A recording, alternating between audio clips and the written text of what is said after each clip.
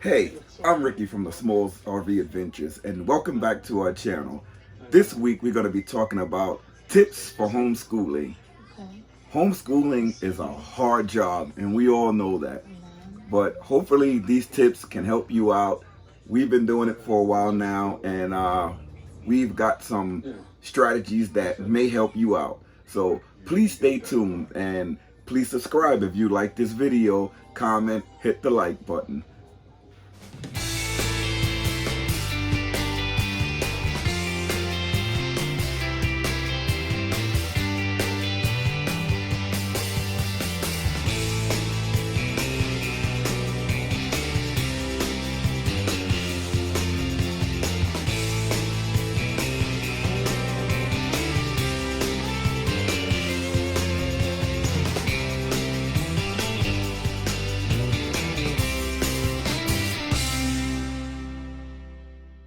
The first tip that I can give you is that you're going to have to stick to a schedule.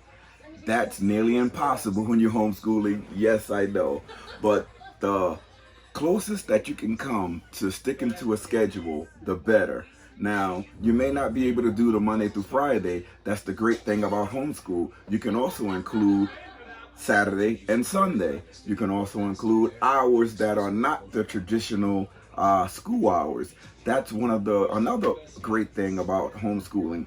But you do want to stick to a schedule so the kids have some sort of routine where they're able to adjust fairly to it. Now, the schedule has to move up a little or move down a little bit or change your day because of our schedules. The children will be able to adjust, but sticking to a schedule where they're constantly reading, doing mathematics, where their mind is constantly moving, that's the key aspect of homeschooling. The children's minds have to keep moving. So some days, let's say you only can get in 2 hours of a specific subject. That's still helping, but you have to have their minds moving over and over and over and over repeatedly, and that's the key. That's tip number one. Tip number two to help the children learn is repetitive activity. They may have, let's say, something in mathematics. Let's say they're learning their 2 times table, 5 times table, or 10 times table. Those are the easiest ones to learn.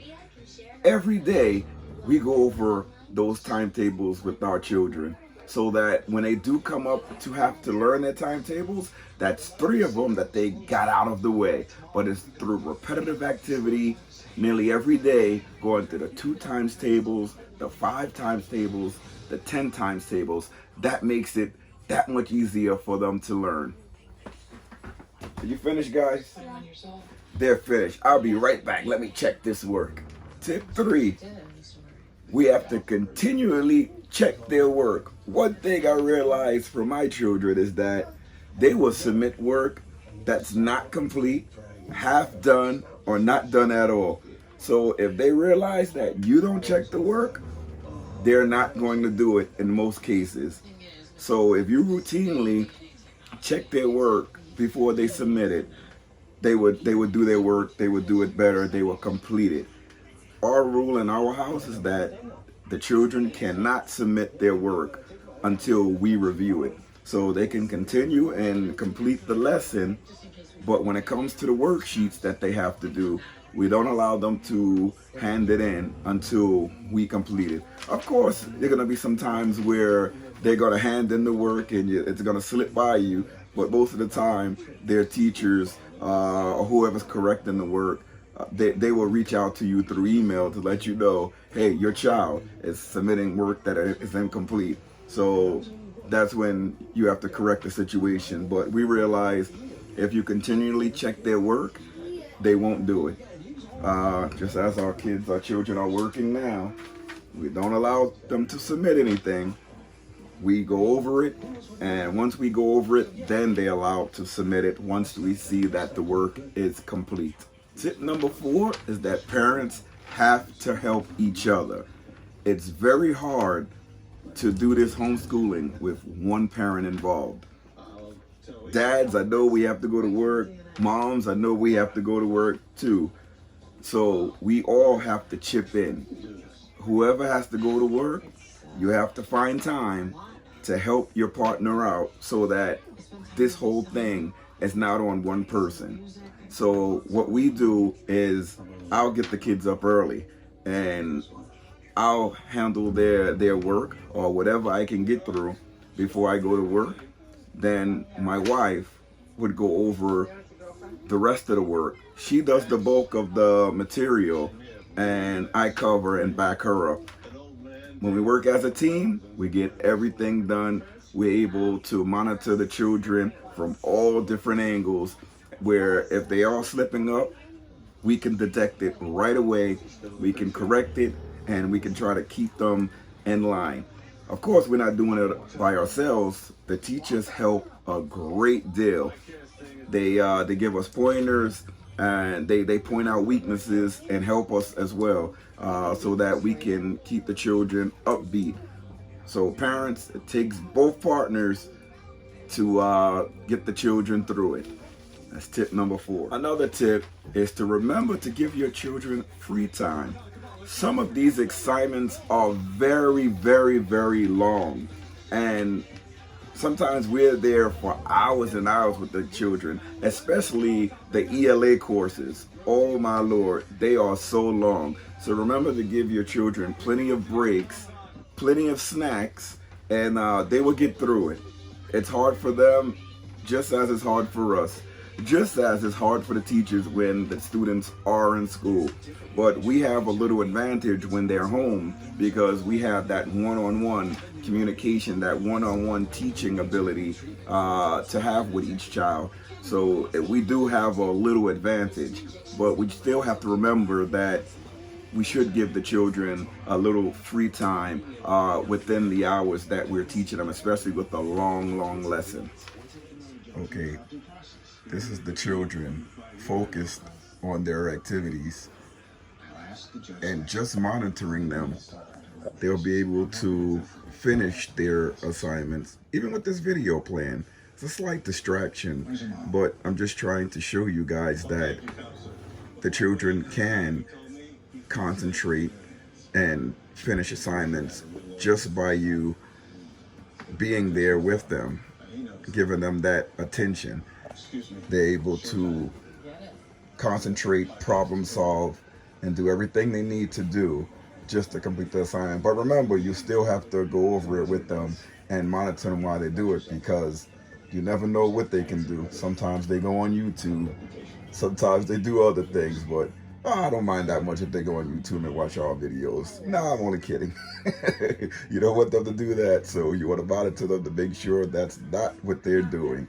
They should be on their work at all times. But if you take your eyes away, you may find them on the internet doing something that they're not supposed to do. So just checking back over and over just to see what they're doing makes them aware that you're going to be checking and they will not do anything that they're not supposed to. You'll notice, and a lot of these assignments, they're very difficult for the children.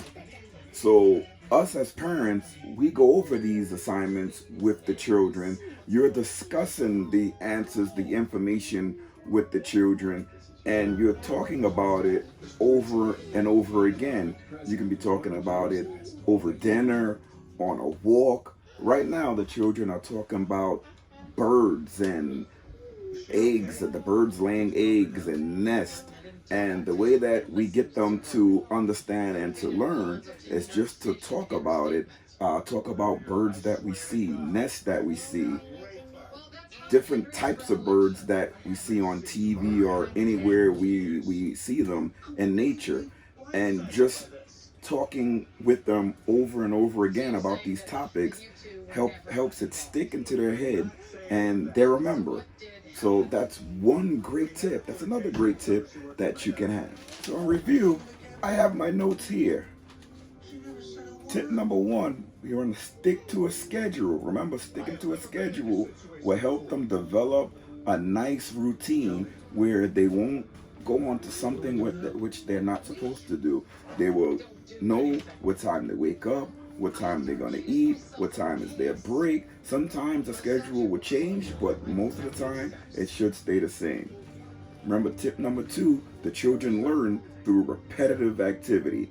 So if they're learning the 2 times table, going 2, 4, 6, 8, 10, 12, all the way up to 100, if you do it every day with them, they will learn it. And once they learn it and it becomes routine to them, they will be able to go from 2 to 100 in a matter of seconds.